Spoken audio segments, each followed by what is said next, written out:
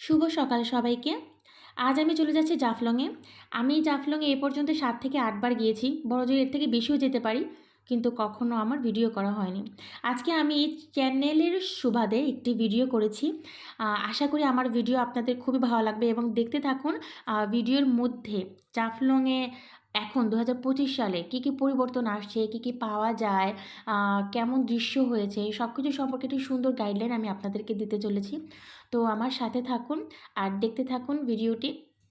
আমি আশা করছি আপনাদের এই ভিডিওটি অনেক ভালো লাগবে। আমরা এখানে ৫টা ফ্যামিলি গিয়েছি। তো ৫টা ফ্যামিলি নিয়ে একটা বাস নিয়ে আমরা সকাল ৯টার সময় রওনা দিয়েছিলাম জাফলংয়ের উদ্দেশ্যে। একটা মজার কথা কি জানেন? আমাদের সিলেটে এই জাফলংয়ে যাওয়ার সময় জাফলংয়ের রাস্তাটার ডান দিকে বাঁ দিকে যাওয়ার সময় এত টুরিস্ট জায়গা পড়ে, অন্যান্য কোথাও গেলে কিন্তু এত টুরিস্ট জায়গা আপনারা পাবেন না। কারণ হচ্ছে গিয়ে জাফলংয়ে আপনারা যাওয়ার সময় ওইখানে ওই রাস্তা দিয়েই, ওই জাফলং রোডেতেই আপনারা মায়াবী ঝর্ণা, খাসিয়া পল্লী, খাসিয়া রাজবাড়ি, তারপরে সমতলের চা বাগান, তারপরে হচ্ছে জাফলং যাওয়ার পথে আবার শাহপরনের মাজারও পড়ে।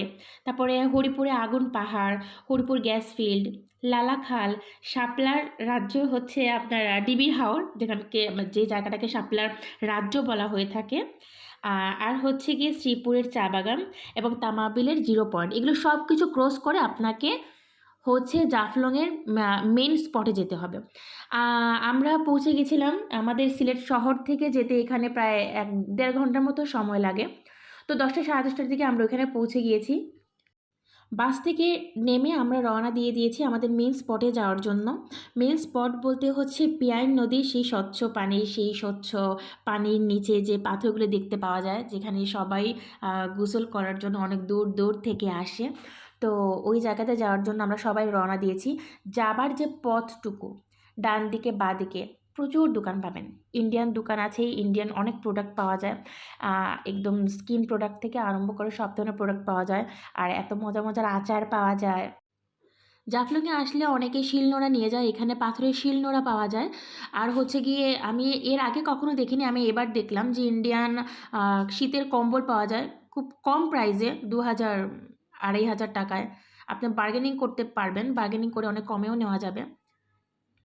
সিলেট জেলার গোয়াইনঘাট উপজেলায় অবস্থিত জাফলং বাংলাদেশের জনপ্রিয় দর্শনীয় স্থান। পাথরের উপর দিয়ে বয়ে চলা পিয়াইন নদীর স্বচ্ছ পানির ধারা, ঝুলন্ত ব্রিজ, পাহাড় ও চা বাগান নিয়ে জাফলং সিলেটের অন্যান্য দর্শনীয় স্থান থেকে বিশেষ গুরুত্ব পেয়েছে। আর আমি এখন যে পিয়াইন নদীর ধারে যাচ্ছি, ওইখান থেকে ইন্ডিয়ার ডাউকি শহরটিও দেখা যায়। তো চলুন আমার সাথে আমরা মেন স্পটে চলে যাই। আর যাওয়ার সময় হাতের ডানে বাঁয়ে যে স্টলগুলো পড়বে সেগুলোও একটু দেখিয়ে নিয়ে যাচ্ছি।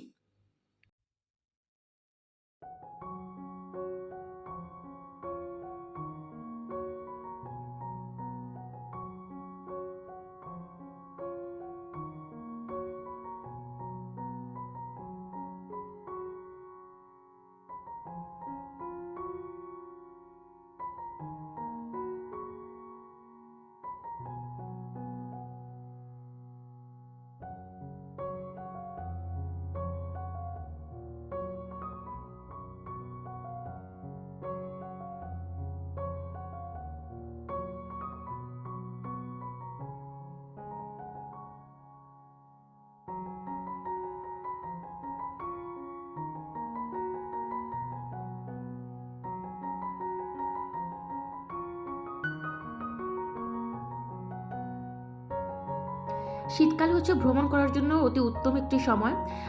এই সময় আমরা গিয়েছি, তারপরেও এখানে প্রচুর রোদ পড়েছে। তো এই রোদে হেঁটে যাওয়ার সময় আপনারা এখানে তাজা তাজা তরমুজ পাবেন, তারপরে ক্ষীরা পাবেন, তারপরে হচ্ছে তেঁতুলের আচার পাবেন। এগুলো খেলে আসলে খুবই ভালো লাগে, শরীরে আলাদা একটা এনার্জি পাওয়া যায়। তো আমরা এগুলোও কিনেছি এবং খেয়ে খেয়ে যাচ্ছি।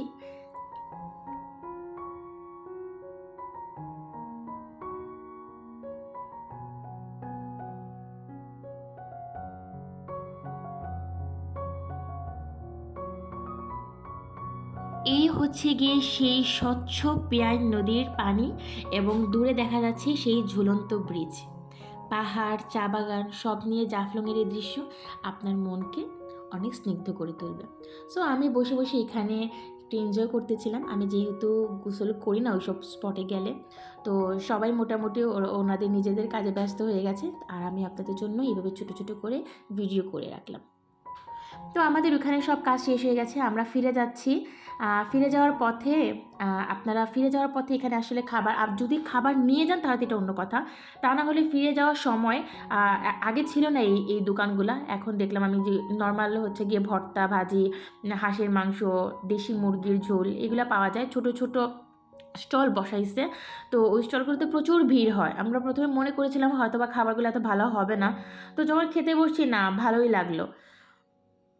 তো চলুন দেখে আসি কী খাবার দেয়।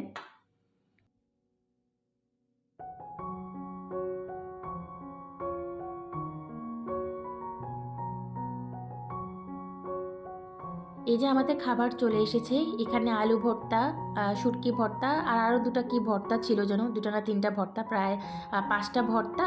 আর যার যেটা ভালো লেগেছে, কেউ হাঁসের মাংস নিয়েছে, কেউ দেশি মুরগি নিয়েছে, কেউ ফার্মের মুরগি নিয়েছে।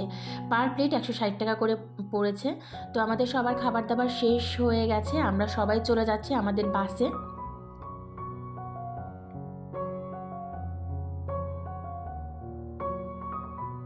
যাওয়ার সময় তামাবিলের 0 পয়েন্টে গিয়েছিলাম, এবং তামাবিলের 0 পয়েন্টের একটা ছোট্ট ভিডিও ক্লিপ রেখে দিয়েছি আপনাদের জন্য। তো দেখতে থাকুন তামাবিলের 0 পয়েন্টটি।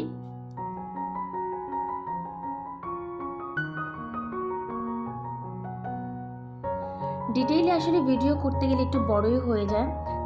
আপনারা যারা এত ধৈর্য সহকারে আমার এই ভিডিওটি দেখেছেন এবং আমার ভিডিও থেকে যদি আপনারা উপকৃত হয়ে থাকেন, তাহলে আমার চ্যানেলটি সাবস্ক্রাইব করে আমার ভিডিওতে একটি লাইক এবং কমেন্ট করে আমার পাশে থাকবেন। ভিডিও শুরুর দিকে বলেছিলাম না, জাফলং যাওয়ার সময় আপনি শুধু টুরিস্ট প্লেস পাবেন। এটি হচ্ছে গিয়ে সারিঘাট। একটু নেমেছিলাম তরমুজ কেনার জন্য, তাই সারিঘাটে একটু ছোটো ক্লিপ আপনাদের দেখিয়ে দিলাম।